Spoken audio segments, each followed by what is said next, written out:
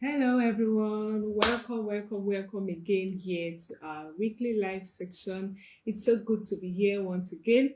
And let me also apologize again for what's happened last week. Last week was almost a disaster, and the network was very chaotic, and the weather didn't even help. All right, but we are here now, and I believe that today is going to be a better day for us.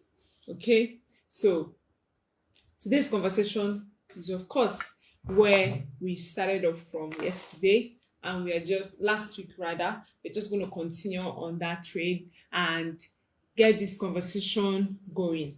All right. So we are looking at why your relationships keep failing and why that your current relationship, the one you are in, is also going to fail if you do not do what you need to do. Of course, that's the caveat. So if you're joining me live, I want you to type ready in the comment section. And if it's your first time being here, shout out to you. I want you to put first timer in the comment section. Let me officially welcome you specially. All right. So I know that today's topic might sound uncomfortable. It might also sound weird. It might also sound very bizarre, and sound like you're a prophet of doom. I'm not a prophet of doom, but I'm here to tell you that there are few things that you might actually be doing that will sabotage your relationship. All right.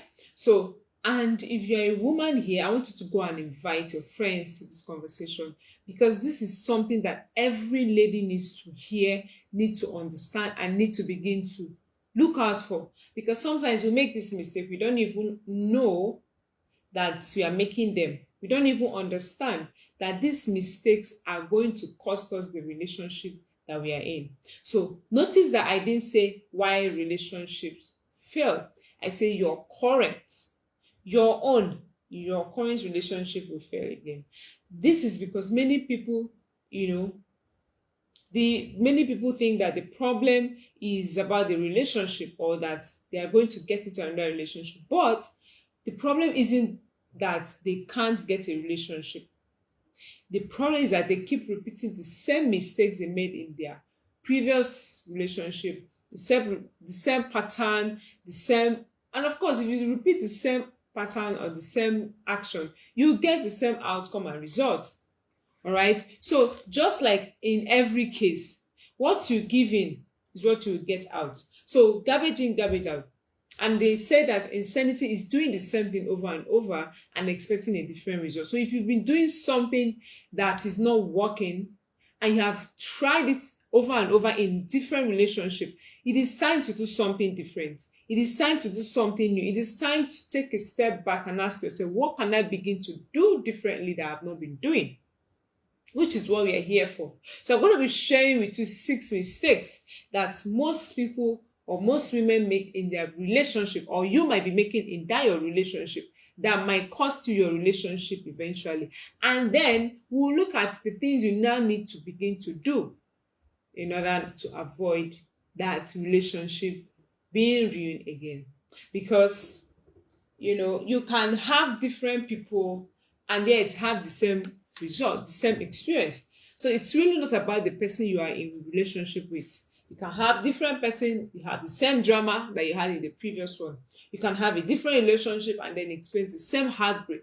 So what is really the problem? You can even have different promises. This person promised you that they're going to do it like this, they're going to do this, they're going to do that, and at the end of the day, it's still the same thing, but you still experience the same disappointment. So what they promise, they don't deliver on it. But today we're going to be talking about the real reasons why your relationships keep failing, and then what you can begin to do differently. So if you are not yet seated in this class, settle in, right? Invite your family and friends. Let them join in this conversation, because it's about to get hot in here. So the first mistake is you are looking for love instead of looking for compatibility. You are looking for love instead of compatibility. Now, it's a different thing to want to marry someone because you love them, and a different thing because you are compatible to them. I just listened to a podcast from a popular podcast, and I'm sure if you are listening to me, maybe you've encountered the podcast or a clip of it. Because as a relationship coach, I also need to learn from the mistakes of others so that I can use their experience to know what to teach the people that come my way when they share the same experience with those people. So it's about someone that fell in love, I like your physical. And in all of those things that he mentioned, of course, the marriage eventually failed. Because all these things, if we see a marriage that will fail, we will know. You know how? The process with which you got into the marriage will tell us exactly if your relationship is going to last or not. If your relationship will fail, we will already know it today. If your marriage is going to crash, it will be determined today, not tomorrow. Because you see, when people are always, except you're not a child of God, if you are a child of God, then you cannot do relationship the same way other people does relationship. There has to be something different about your own relationship. So you don't do relationship casually. If not, you become a casualty. You don't date for fun. You don't date for recreational activity. You don't date because you are lonely. You don't date because other people are dating. You date because you have a purpose for that dating. And ultimately, every dating is supposed to lead to courtship and then to marriage. Not all dating. However, if you are dating, you should have that as an end goal. Not that you're just dating somebody for the sake of dating them. No, you date them with a plan. You date them with a goal in mind. That's how it works. So until you get that fixed, until you get that sorted out, you will keep making the same mistakes you've been making. Now, many people enter relationships based on feelings, which was what happened to this man that was sharing his ordeal with his first wife, who is the popular actress, by the way. But of course, he shared her, he got attracted to her, he loves tall girls, beautiful girls. He loved the girl because she ticked his box, in quotes. So she got married to him. And of course, because there was no conversation about compatibility, am I really compatible with this person? That's why it's not good to just marry someone out of pity or someone you are not sure that you will be able to submit to. Because if you do that, when the chips are down, you'll be like, shit, am I even supposed to marry you? In fact, you start feeling like you married down. Don't marry down, no. Hey, don't marry down. You need to marry at your level or above you. Because you want someone you can look up to. You want someone you can admire. You want someone that you will look back 20 years down the line and say, yes, I made a good choice. Because the girl in question felt at some point, after getting some level of exposure, which, by the way, came through the man, she now realized that he's not really my class. He's not educated. He's very egotic. He's very this, he's very that. Forgetting that she wasn't also all that at the beginning. So before you start falling in love, check if you are compatible. Because if you just ask simple questions like, oh, do I like him? Oh, does he make me happy? He might make you happy. Liking someone is different from actually loving them. You can like someone because, oh, they have money. They're always giving me money. Oh, they are physically looking attractive. That's why. You can also like someone because they make you, feel like on top of the world.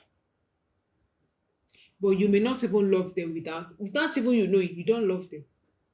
Because in critical situations, you cannot stand up for that person. And that's what will tell if you truly love someone or not. Do I enjoy talking to him? I mean, you can enjoy talking to anybody. Is that what,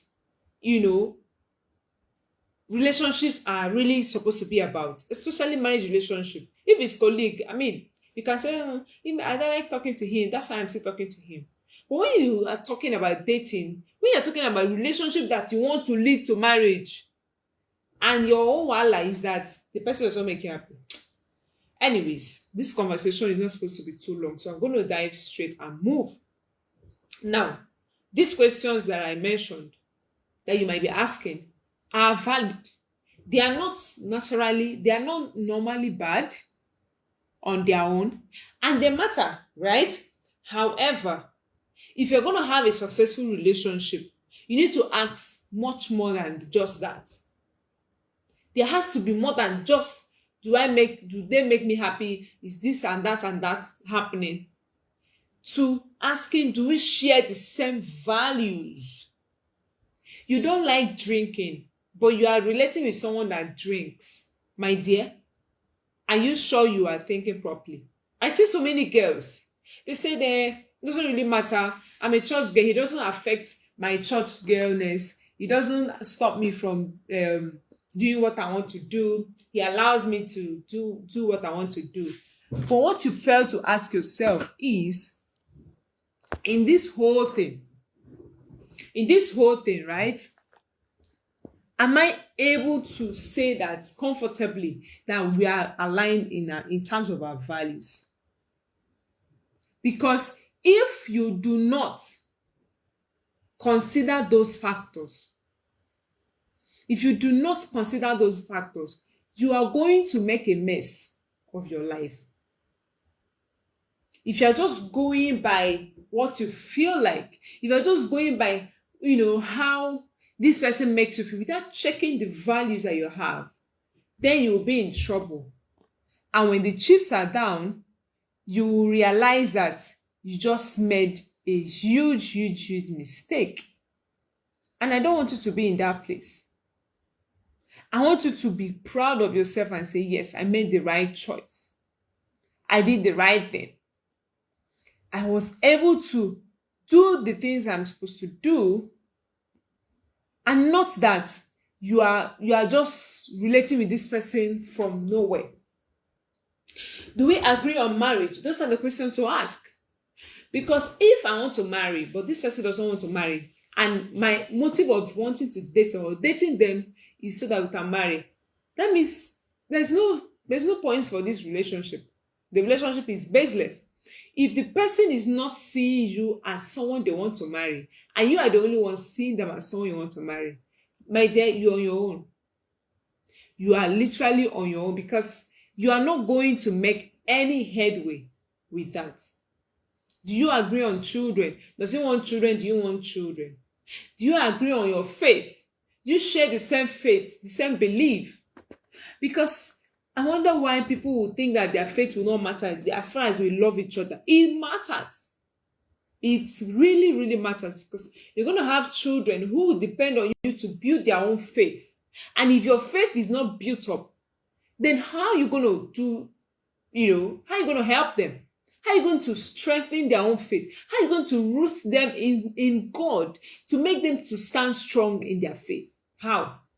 Do you agree on money? What's your opinion on money? Have you had conversations on that? Do you agree on family expectations? What is our expectation? Are we going to be allowing our families to come into our matter? Are we going to not allow them? What's this? What's that? What's that? All those questions are very, very important.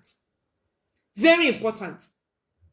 Many relationships fail because people are dating chemistry while ignoring compatibility.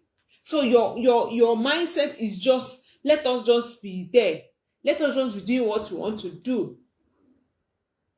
You are not focusing on whether you are compatible. You are just focusing on whether we have chemistry. Chemistry or no chemistry, the reality will hit you. So you cannot build a lifetime on just the butterflies in your belly. Oh, I'm having butterflies in my belly. Oh, I'm having chemistry. Anytime I see him, I just freeze. Anytime I feel, I miss my steps. All those things. When life strikes, your eyes go clear. Your eyes go clear. And your reality will now dawn on you. So, you need to realize that attraction starts a relationship, but compatibility is what will sustain it. So if you are just going by your attraction, make sure there is compatibility too. Because if there's no compatibility, it will crash in no time. That's what happens. Your relationship will crash. So you need to strengthen that. The next mistake that you are making is that you keep choosing men based on their potential instead of their patterns. Someone is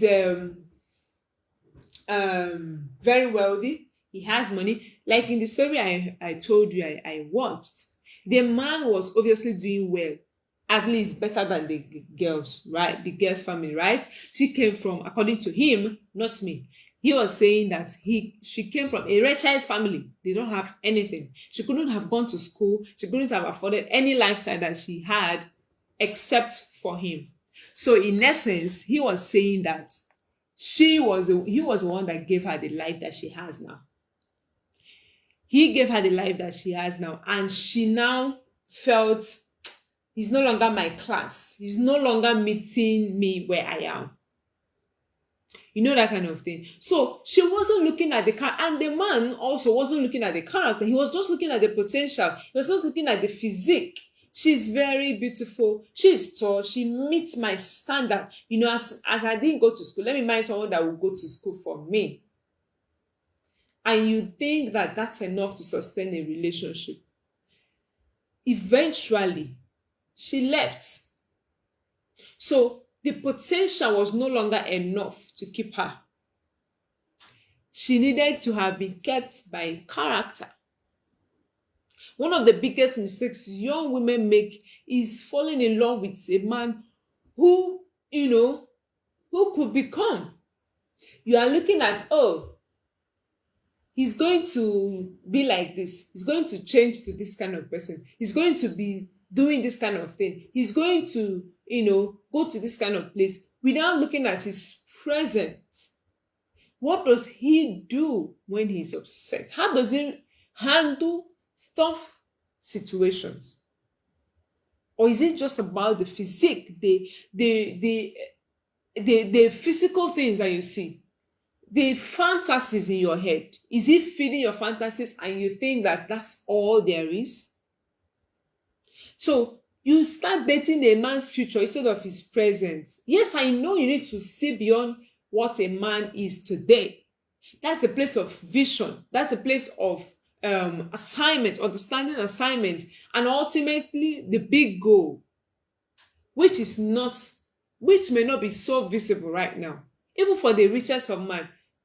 Recently, Elon Musk was announced as the first trillionaire ever in the whole world. Nobody has ever been named a trillionaire. So he has gone from being a thousandaire to a millionaire, from a millionaire to a billionaire, from a billionaire to a trillionaire. Maybe he'll be the next zillionaire. I don't know if he's still alive, or he can raise someone like that. What does that tell you? He was already beautifully doing well. He was already wealthy and all that, but he has gone a step further. He has gone a step further to becoming a trillionaire. So no matter what you're saying about a man, of course, he can become more. All right? But the things you're seeing now, is it looking like the future you want to live with? So you need to tell yourself the truth about anybody you're dating, not just live in fantasies that doesn't exist. Because you will now start thinking, oh, he's going to change. Oh, he's still acting childish. He'll get matured. Oh, he'll become more serious with his life. Oh, he'll start going to church. Oh, he'll become more responsible. Oh, he will repent. That one, I don't even know what to say.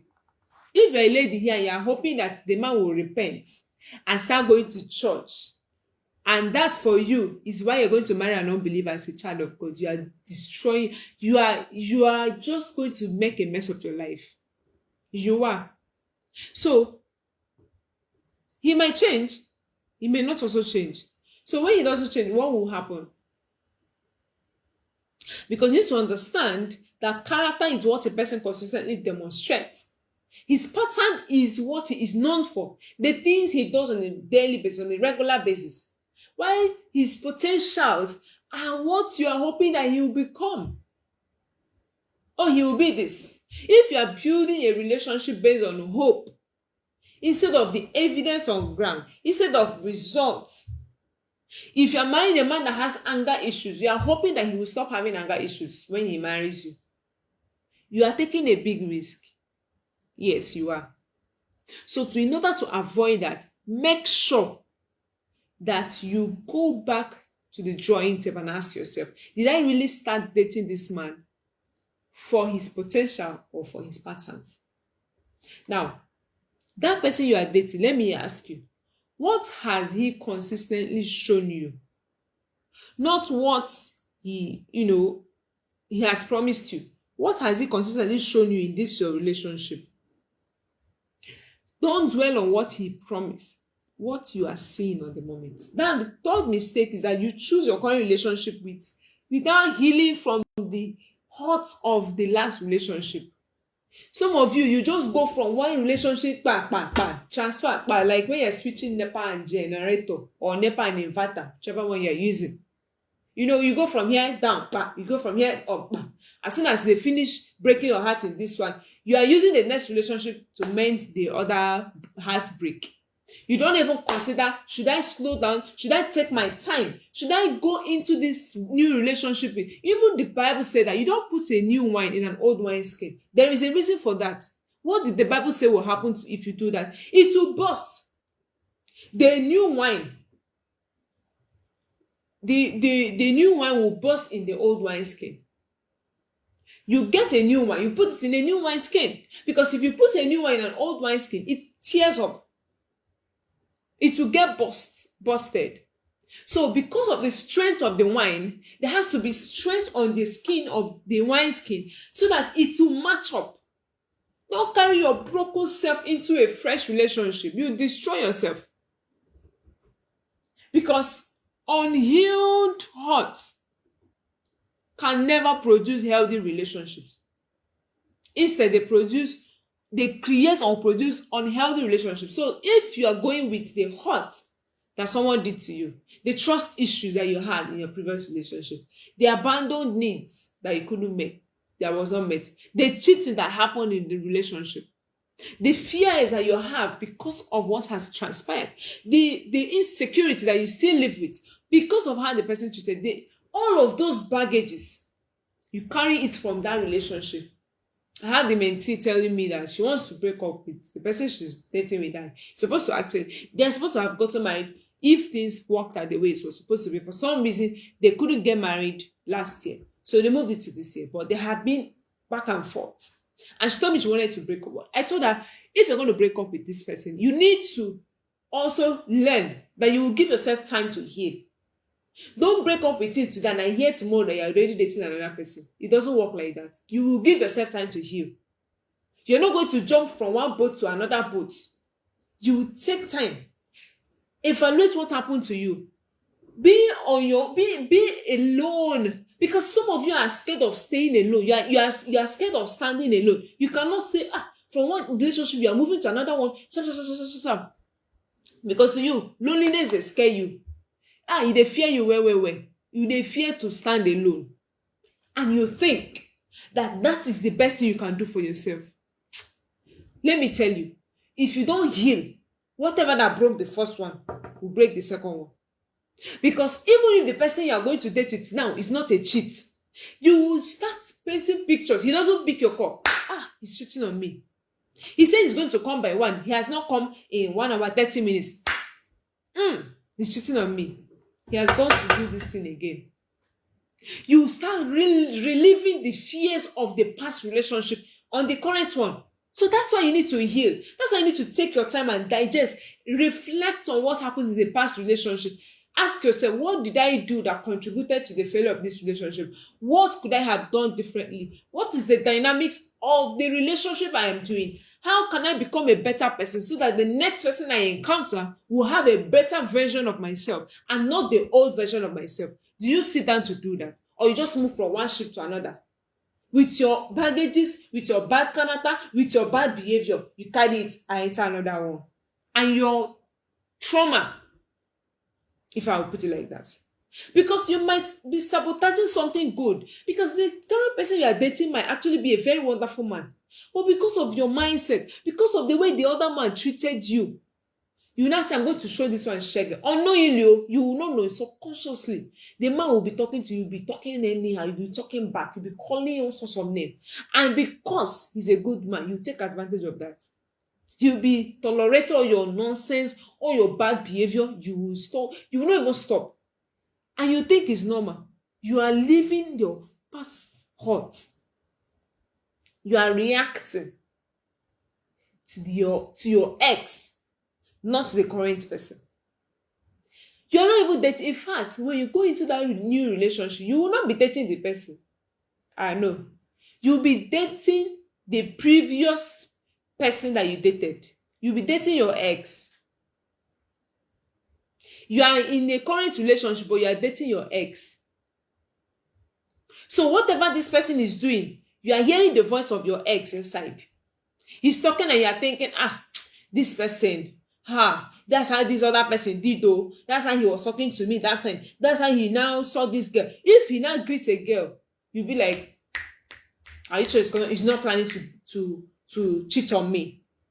He's not trying to cheat on you. It is your past hurt that you're living. And someone will be asking, okay, so what should I do? What should I do? Will I not remember? Will I forget everything? No. There is something to do. It's called walking through your healing process. When you sit down, like I mentioned, you reflect. What happened in this relationship? How am I responsible for what happened? How could I have avoided it? What could I have done differently? You do all of those introspections. Write down things that you're going to start doing differently. And then you move. You move. Then you can spend time alone. Do the things you love, the things you enjoy. Have fun alone. You must not always have someone in your life. You want to have someone attached to your life every time. So if you are able to do all of these things, then you will know that, okay, I have been able to heal from this relationship. Now, unhealed wounds create unhealthy relationships. Like I said, the relationship does not heal you. A healed, wholesome you will strengthen the relationship. So it's not about the relationship that you are in now. It is about how you are going to make this current relationship to work. So if you want a relationship to work, you need to come as a wholesome person. You need to come whole. You need to come prepared. You need to come having healed with your healed self. So healthy relationship requires that you are a healthy person yourself. Two healthy people produce healthy relationship. Two healthy couple partners produce healthy families and healthy children. But two broken people produce a broken family, a broken children, a broken home, a broken society eventually. Because we are not just talking about marriage. It doesn't end in marriage. It boils down to the family. Now, the next mistake. Let's run quickly. You expect the relationship to do the work that you are supposed to do. Some of you want your relationship to be working by itself. Autopilot, you just relax. You just stay on on cruise mode. You don't want to do anything. You just want the relationship to be working by itself. Okay, well done. When you're ready, you shall get ready and come and do the work required. Because every relationship that works, that has always been a quote. Any relationship that is working, someone is working it. Did you hear me? Any relationship that is working, someone is working it. It does not work itself. When you think that, if I find the right person, everything will be easy. You no go work. Lori wrong. If you want a relationship to work, you gotta put in the work. You gotta do the work. You gotta put in the effort. You have to do the required obligations to make that relationship work. So every healthy relationship will require that you have good communication, effective communication. You talk. In fact, marriage is 80% communication. If you're not talking about this, if you're not having communication, whether physically, whether virtually, whether verbal, non-verbal, written, oral, body language, whatever means, it must happen. But for communication, it is a must in every marriage relationship or relationship at all. You must have patience. You must have forgiveness. You forgive so that you become a chronic forgiver. That's what marriage is about. You forgive today, tomorrow you forgive again. You have to be accountable. There has to be accountability in that relationship. And there has to be maturity emotionally. If there is no emotional maturity, that relationship will fail. Now, the right relationship will still require that you put in work. Just because you got the right person doesn't guarantee that relationship will. My person will always say that if you can marry a wrong person and still have a great marriage, if you do the work.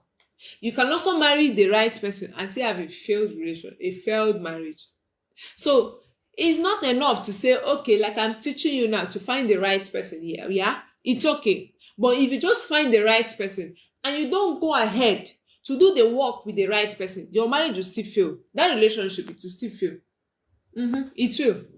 So don't end at getting the right relationship or getting the right person. Also ensure that you put in the work. Because marriage will not solve your character problem. It will even expose them. It will magnify them. It will expand them. It will make them more visible. So in order to avoid that, you need to make sure that you put in the work. So if you are someone who is always avoiding responsibility and accountability when you are dating, when you get into marriage, you become more irresponsible.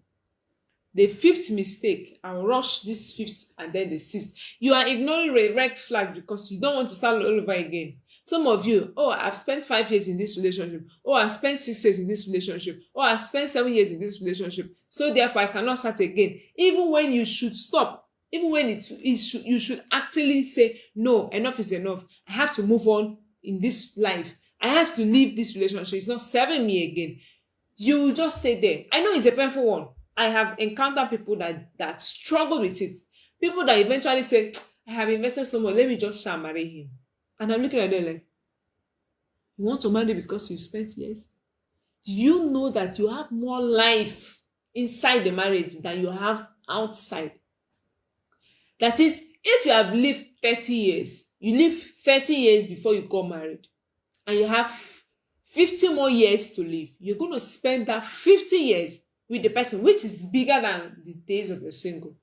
So, is it better to spend the rest of your longer life miserable, or to spend your life in purpose and in bubbling? So, you want to stay in an unhealthy relationship because I put in years. I am afraid of being alone. I cannot come and be alone again. You are afraid that, I don't want to start over again. I don't want to start learning. Except in marriage, maybe I've married before and divorced. You can say, I'm not ready to marry again. I just want to live my life. That's okay. But if it's a relationship, you can always start all over. You're also concerned of your age. Yes, I understand. Especially for you as a woman. You might think that the age is going to be a problem. But it's better to marry late and marry right than to marry early and marry. Remember, I'm an advocate of early marriage. But you need to be careful. Get in with wisdom. So don't let the fear of starting all over keep you trapped in that unhealthy relationship. Because if you delay a right decision, it will be better for you than to make a lifetime wrong decision. Right? The last one is that you are preparing for wedding instead of marriage. Some of you, you just dream about your wedding gown. Your vendor. I like this. I like Vicky James gown. I think I'm going to do Vicky James gown when I'm doing my wedding. That's what you're thinking about. That's what you're worried about. You're not thinking about the marriage. The rings. I love this ring. That's 7 rings. How many of you are victims? You'll be saving all kinds of things. Your gallery is full of wedding gown. Your gallery is full of rings. Your gallery is full of hair that you do. Your gallery is full of reception dancing steps. Yeah, I saved some of those things too. I know you're not alone. You're not alone. But all those things are not supposed to stand alone. No. While you have them, you must also have this one. Prepare for marriage. Have you read marriage books? Now that you want to marry, how many marriage books have you read? No, I'm asking you, how many marriage books have you read? You want to get married, Abby, but somehow in your head, you don't want to read marriage books. See, it's different to be ready for marriage and want to marry. You can be ready for marriage but not decide to marry yet. But if you want to marry and you're not ready for marriage, you're going to enter and be a disaster. So before you start thinking about all the wedding gown and all how you copy Vicky James wedding gown and Prudence wedding gown and the dance step that you saw in Davido's wedding and this one and that one, ensure that the main things have been taken care of. That there is communication, that there is conflict resolution skills, that there is financial management skills, that there is partnership knowledge. How do we partner in this marriage? How do we partner with each other in different areas of our marriage? That there is emotional intelligence. Because that wedding is just a day old. It's just a day thing. But 2 days, you are done. But the life, the one of lifetime is the marriage itself. You don't want your picture to outlive your marriage. You want your marriage to outlive your picture. So if your relationship keep failing, the solution is not always to find somebody else. So it's not another man, no. It's not another Bobo. It's not another Prince Charming. It is for you to grow up. Grow up, grow up, grow up. Grow up. You need to grow up. If you do not grow up, you are going to make a mess of your next relationship. So if you can recognize love, healthy love, if you can build healthy love and sustain healthy love, you will become a powerful woman. I want you to become that woman who can recognize healthy love, who can give healthy love, who can build healthy love, and who can sustain healthy love. Because your future marriage will be affected by the choices that you're making today. All right? So that's why I'm writing the book I'm reading. And I want to share something exciting with you. For a long time, I've watched many young women, pray passionately for marriage. Oh, I want to marry, and they'll be fasting, but they are neglecting the preparation that is required for that marriage. That is why I have been inspired. From all this observation, I was inspired to write the book, The Marriage You Pray For. It's not just a book that helps you to find a husband. It's a book that will help every woman who is ready for marriage to get, becoming the woman who is ready for the marriage that you are praying for. So in this book, there's so much inside. There is marriage readiness, there is character development, there are skills that you need to build that I will help you build through that book, and that you get emotionally matured. You understand relationship wisdom, the things that you should avoid in relationship, the origin of marriage. That's the first thing that you see in that book.